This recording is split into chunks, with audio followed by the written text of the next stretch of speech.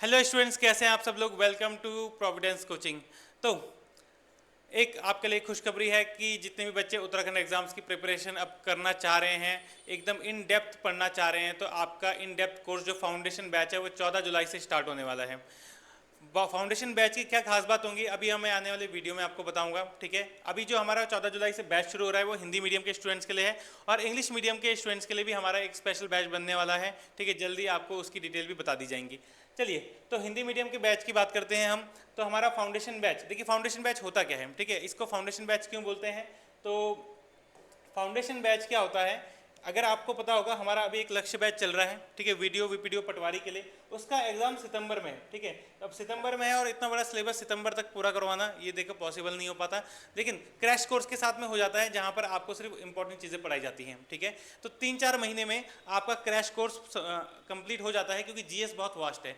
अगर आपको in depth पढ़ना है, ठीक है, तो आपको फाउंडेशन बैच एक बार तो पढ़ना ही पड़ेगा। आपको इन डेप्थ नॉलेज सभी सब्जेक्ट्स का एक बार लेना ही पड़ेगा। ठीक है, फाउंडेशन बैच की खास बात ये होती है कि एक बार आपने पढ़ लिया तो आपको कभी भी दोबारा उस सब्जेक्ट को पढ़ने की जरूरत नहीं पड़ेगी, क्योंकि सारा जो इंपॉर्टेंट कंटेंट है वो आपकी किताब में रह जाता है। ठीक है, इसीलिए टाइम टेकिंग बैच भी होता है, ये 3-4 महीने में खत्म नहीं होता। ठीक है, इसको खत्म होने में लगभग 8-9 महीने लग जाते हैं, जिसमें आपका 7 मंथ के अंदर आपका उत्तराखंड जीके खत्म हो जाता है, हिंदी आपका 3 महीने में ही खत्म हो जाता है, रीजनिंग आपका 1 महीने में खत्म हो जाता है, इसलिए हमने उसको आप वीकली बेसिस पे कर लिया है। ठीक है, इसी के अलावा जीएस जो सबसे इंपॉर्टेंट होता है, जो सबसे मुश्किल होता है, क्योंकि इसमें हिस्ट्री है, ज्योग्राफी है, इकोनॉमिक्स है, पॉलिटी है, करंट अफेयर्स है, कंप्यूटर है। ठीक है, और अगर आप यूकेपीएससी की तैयारी कर रहे हैं, लोक सेवा आयोग की तैयारी कर रहे हैं, तो वहाँ पर आपको विज्ञान यानी कि साइंस भी पढ़नी पड़ेगी। ठीक है, और अगर आप ग्रुप सी में है तो आपको साइंस पढ़ने की जरूरत नहीं है। तो फाउंडेशन बैच आपके सभी एग्जाम्स को कवर करता है। ठीक है, क्योंकि जाहिर सी बात है ज़्यादातर जो वैकेंसीज आती हैं वो UK triple S C department निकालता है। ठीक है, जिन बच्चों को नहीं पता हमारा पैटर्न क्या रहता है,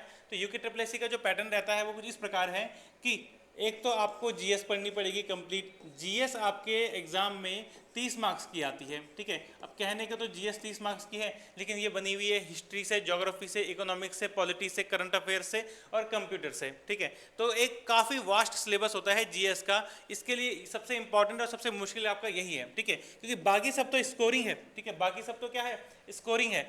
फिर उत्तराखंड जीके है, उत्तराखंड जीके आपका 40 मार्क्स का आता है एग्जाम में। उत्तराखंड जीके कितने मार्क्स का, 40 मार्क्स का आता है ग्रुप सी के एग्जाम में। ठीक है, इसके अलावा अगर हम देखें तो और क्या स्कोरिंग है हमारे पास आपका हिंदी विषय जो हिंदी व्याकरण है। ठीक है, हिंदी व्याकरण आपका 20 मार्क्स का आता है, 20 नंबर होगा, यानी कि 20 क्वेश्चन होंगे आपके 100 नंबर के पेपर में। और चौथा है आपका तर्क शक्ति यानी कि रीजनिंग आपका इसमें 10 मार्क्स का आता है। ठीक है, तर्क शक्ति कितने मार्क्स का आता है, 10 मार्क्स का। तो अभी हम हिंदी मीडियम बैच की बात कर रहे हैं, तो ये सभी विषय जो है वो हिंदी में पढ़ाए जाएंगे उसमें। ठीक है, बैच में। चलिए, अब इसके अलावा अगर आप इस एग्जाम की तैयारी नहीं कर रहे हो तो जाहिर सी बात है आप यूकेपीएससी की तैयारी कर रहे हो। यूकेपीएससी में हमारे पास कौन कौन से एग्जाम है, तो आपके दिमाग में आएगा सबसे पहले कि लोअर पीसीएस। ठीक है, दूसरा आपके एग्जाम में आएगा अपर पीसीएस, या आपके दिमाग में आएगा आरओ जो जिसकी भर्ती आने वाली है। ठीक है, तो इन सबका जो प्री एग्जाम है इसके लिए भी आपको क्या पढ़ना पड़ेगा, आपको जीएस पढ़नी पड़ेगी, उत्तराखंड पढ़नी पड़ेगी, हिंदी पढ़नी पड़ेगी, रीजनिंग पढ़नी पड़ेगी, और 20-25 क्वेश्चन मैथ्स के भी आते हैं तो मैथ्स भी पढ़नी पड़ेगी। ठीक है, तो हमारा जो फाउंडेशन बैच है वो मैथ्स भी कवर करता है। ठीक है, अगर आप पीसीएस एग्जाम की तैयारी कर रहे हैं तो वो साइंस भी कवर करता है। ठीक है, तो आपका फाउंडेशन बैच में एक बार आपने फाउंडेशन बैच से पढ़ लिया तो आपके सभी सब्जेक्ट्स कवर हो जाते हैं। ठीक है, इसके बाद आप इस एग्जाम को भी फिल कर सकते हो, मतलब प्री तक का आपका सारा सिलेबस इसके अंदर कवर हो जाता है, आपको अलग से कुछ पढ़ने की जरूरत नहीं पड़ेगी। इन डेप्थ चलता है, इसलिए मैंने बोला कि ये टाइम टेकिंग प्रोसेस है। ठीक है, आज की डेट में क्या है, हमारे जो नए छात्र हैं, जो नए बच्चे, जो जेनजी जो जनरेशन अब आ चुकी है, इनको 3 महीने में एग्जाम निकालना होता है, 4 महीने में एग्जाम निकालना होता है। ठीक है, वो थोड़ा पेशेंस जो लेवल होता है वो संयम नहीं है। ठीक है, तो देखिए अगर आपको एकदम इन डेप्थ नॉलेज चाहिए तो आपको एक बार कोर्स तो मतलब इस कोर्स को पढ़ना ही पड़ेगा। ठीक है, आपको सभी विषय, ठीक है, थॉरोली एकदम डीपली पढ़ाए जाते हैं। उसके बाद आपको कभी भी किसी विषय में, किसी भी एग्जाम में कभी ये नहीं लगेगा कि ये क्वेश्चन कहाँ से आ गया। चलिए, अब फाउंडेशन बैच में अब अगर हमारा जो बैच है उसका टाइम टेबल भी सुन लीजिए। ठीक है, अपनी सहूलियत के हिसाब से देखिए, क्लासेस जो चलेंगी लाइव हो चाहे ऑफलाइन हो चाहे ऑनलाइन हो, ठीक है, दोनों आपकी टाइमिंग सेम रहेगा। 8 से 9 बजे आपका जीएस चलता है, 9 से 10 बजे उत्तराखंड जीके चलेगा, 10 से 11 आपका हिंदी व्याकरण चलेगा। ये मंडे से फ्राइडे की टाइमिंग होगी। शनिवार को क्या होता है, तो शनिवार को आपका 9 से 10 बजे तक आपका करंट अफेयर्स रहता है और 10 से 12 बजे तक आपका रीजनिंग रहता है। इसी के अलावा शनिवार को अदर दिन इसके अलावा एक मिक्स प्रैक्टिस सेट भी रहता है, तो आप उसको भी दे सकते हैं अगर आपका सिलेबस पूरा हो गया है तो। अगर आपका सिलेबस पूरा नहीं हुआ तो इन्हीं के टॉपिक वाइज जो आपके टेस्ट होते हैं कोर्स के बीच में आपको वो देने चाहिए, ठीक है। चलिए, तो हमारा मंडे टू फ्राइडे से सैटरडे और संडे आपका ऑफ रहेगा, ठीक है। तो आपकी सारी क्लासेस इसमें कवर हो जाती हैं। रीजनिंग वीकली रखी है, लेकिन एक टॉपिक उठाते हैं उसे पूरा कंप्लीट कर लेते हैं शनिवार को। 10 से आपका 12:30 तक चला जाता है, वो 2-2.5 घंटे की रीजनिंग हो जाती है, ठीक है। टॉपिक कम है लेकिन ये सब्जेक्ट आपके रेगुलर होने चाहिए, ठीक है। जीएस, उत्तराखंड जीके और हिंदी ये रेगुलर होने चाहिए क्योंकि इनका सिलेबस थोड़ा सा बड़ा होता है। चलिए आगे बढ़ें। इसके अलावा आपको क्या जानना है, तो क्लासेस कैसे चलेंगी, सबसे पहले तो आप यही सोचेंगे। तो ऑनलाइन भी चलती हैं, ऑफलाइन भी चलती हैं, ठीक है। ऑनलाइन और ऑफलाइन में क्या डिफरेंस है, तो देखिए पहले आपको खुद डिसाइड करना पड़ेगा, ठीक है। कई बार बच्चे क्या करते हैं, पैसे बचाने के लिए सिर्फ ऑनलाइन पे फोकस करते हैं क्योंकि ऑनलाइन क्लासेस की जो फीस होती है वो कम होती है, ठीक है। ऑफलाइन की जाहिर सी बात है उसकी दुगनी या तिगुनी होती है, ठीक है।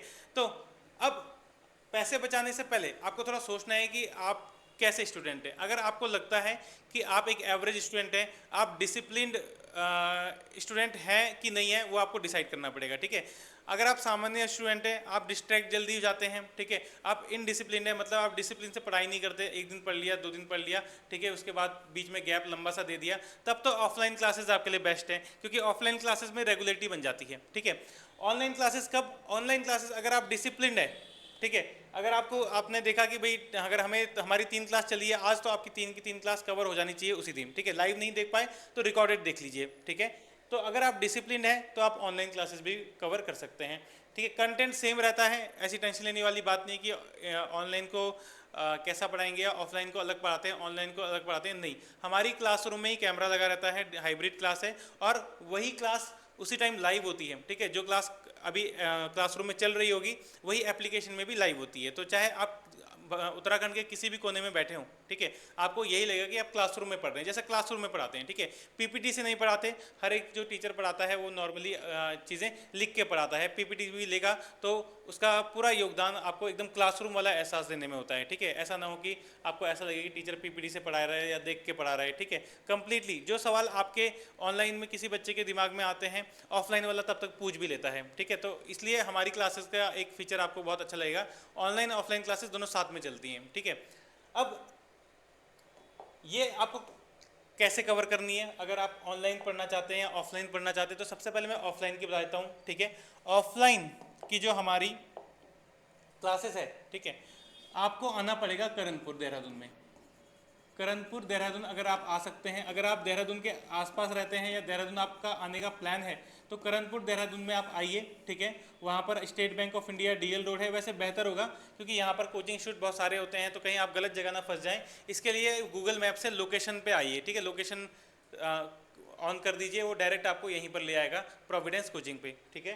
तो प्रोविडेंस कोचिंग का सेंटर में आपने डायरेक्टली आना है, state bank of India DL road के पास में ही है, ठीक है, नालापानी रोड की साइड में। तो प्रोविडेंस कोचिंग आप गूगल में लिखेंगे, ठीक है, और डायरेक्शन से आप डायरेक्टली यहाँ पर पहुँच जाएंगे। अगर आप आसपास रहते हैं देहरादून के तो मेरे हिसाब से आपके लिए बेस्ट रहेगा ऑफलाइन है, ये फीस में ज़्यादा अंतर नहीं होता ऑनलाइन ऑफलाइन की, ठीक है। आपको सबसे रीजनेबल फीस, हमारी कोशिश रहती है कि ऑनलाइन और ऑफलाइन दोनों मोड पे एक रीजनेबल फीस प्रोवाइड कराई जाए, ठीक है। इसी के अलावा अगर आप ऑनलाइन पढ़ना चाहते हैं, किसी कारणवश आप आ नहीं सकते ऑफलाइन और आपको लगता है आप डेडिकेटेड स्टूडेंट हैं, जो भी डेली कराया जाएगा वो आप करेंगे, तो इसके लिए आप ऑनलाइन कर सकते हैं। ऑनलाइन हमारा एप्लीकेशन का नाम भी यही है, प्रोविडेंस कोचिंग, ठीक है। तो मैं आपको बता दूं, सबसे पहले तो मैं आपको बताता हूँ एंड्रॉयड वाले जो स्टूडेंट्स हैं, ठीक है, जिनके पास एंड्रॉयड है, एंड्रॉयड वाले जो स्टूडेंट्स हैं वो गूगल प्ले स्टोर खोलिए, ठीक है, वो खोलिए Google play store. Play store में आपने टाइप करना है प्रोविडेंस कोचिंग देहरादून, ठीक है। क्या टाइप करेंगे, प्रोविडेंस कोचिंग देहरादून, स्पेलिंग सही लिखना, मेरी तरह गड़बड़ मत करना, प्रोविडेंस कोचिंग देहरादून, देहरादून डालना चाहें तो डाल सकते हैं इसके आगे, ठीक है। तो आपको चैनल का लोगो दिख रहा होगा, यही लोगो आपका एप्लीकेशन में भी है, ठीक है। इस लोगो को आपको डाउनलोड करना है, इसी एप्लीकेशन को आपको डाउनलोड करना है, अपने फ़ोन नंबर से आप लॉगिन कर सकते हो, ठीक है। पर ये किसके लिए है, ये है सिर्फ आपके प्ले स्टोर जिनके फ़ोन में चलता है, मतलब एंड्रॉयड वालों के लिए। कई बच्चे हैं जो iOS यूज़र हैं, जो एप्पल फ़ोन का यूज़ करते हैं, तो iOS यूज़र के लिए, ठीक है, आप क्या करोगे, आप एक दूसरा एप्लीकेशन डाउनलोड करोगे, ठीक है, जिसका नाम है class plus. Class plus application, ठीक है, ये हमारी ऐप डेवलपर कंपनी है।